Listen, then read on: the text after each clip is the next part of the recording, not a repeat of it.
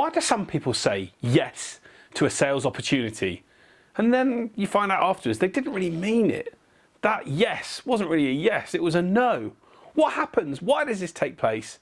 And what can we do to avoid it happening and be in a position that we actually get a yes that means that they're going to go forward and work with us? My name's James White. I'm a small business sales expert. I'm a man that loves sharing ideas and tips that can help you as a business owner get great sales results.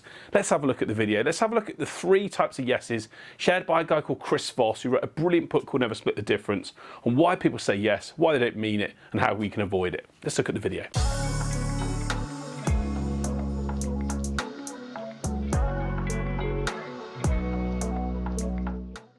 So it happens quite often in sales situations where you're talking to someone, you feel like there's a good conversation brewing, and they're saying, yeah, that's fine, yes, that's really good, yeah, it's all good, it's all happening. But the reality is that yes isn't really what they mean.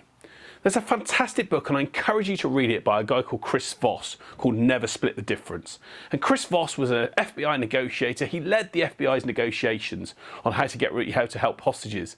And he always used to say that he became an expert at understanding people's psychology and people behaviour. Chris Voss talks about 3 types of yeses that happen when we're in sales conversations and business conversations. And what we need to be able to do is to identify what type of yes we're getting and then see really whether it means what that person we hope it means. The first yes that Chris Voss talked about was something called a counterfeit yes. It's when someone says, yeah, that's fine, yeah, it's okay. And deep down, they don't really mean it. They're not really feeling like that's the truer path that they want to take. But they're doing it because they just want to avoid the confrontation of saying no to you and then creating a battle, or because they just absolutely just don't even believe it themselves and it's just a casual word they're using.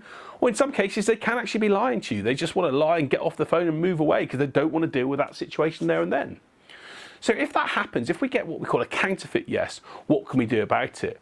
The key is to be able to listen out to the yeses you're getting, and as we'll talk about the other 2 yeses, and then know what to do to respond. The second yes that Chris Voss talks about is something called a confirmation yes. It's a point when someone says, yes, I think this could be okay, but in the back of their mind and in the way they come across in their tone, there's a little bit of indecision, a little bit of uncertainty. And what he talks about is being able to seize upon that uncertainty and really start to probe in to really check that that yes is what they want to do.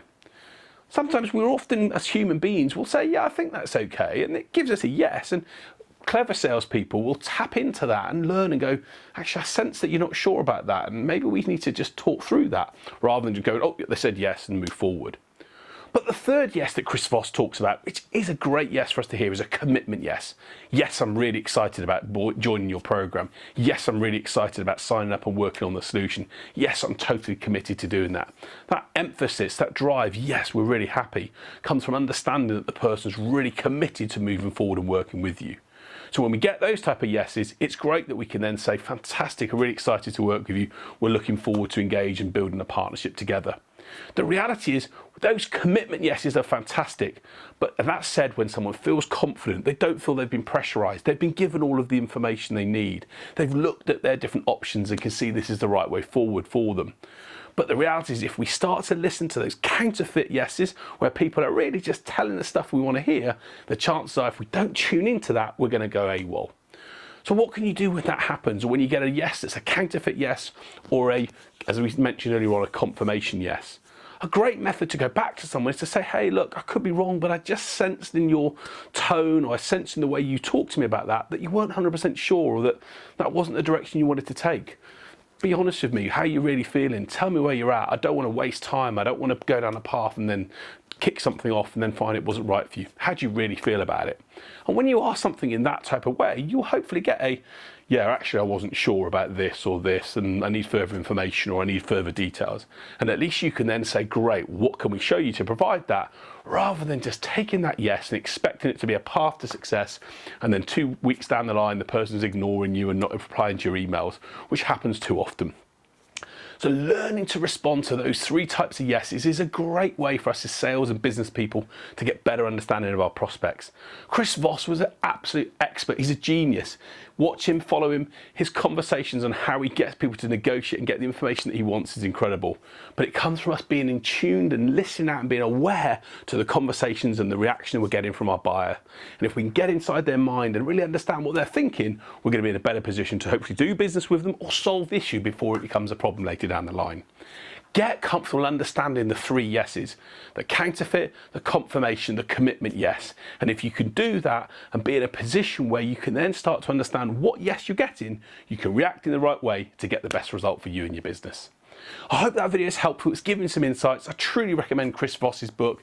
It's a brilliant insight for us all as salespeople. It can help us understand why people say yes and when they don't really mean it, and what we can do to avoid it. And if you can use the tips and tricks that I've also shared alongside that, you're going to be in a great position to get amazing results. Thank you so much for watching. I hope you've enjoyed. If you have, like, subscribe to the channel, share it with others.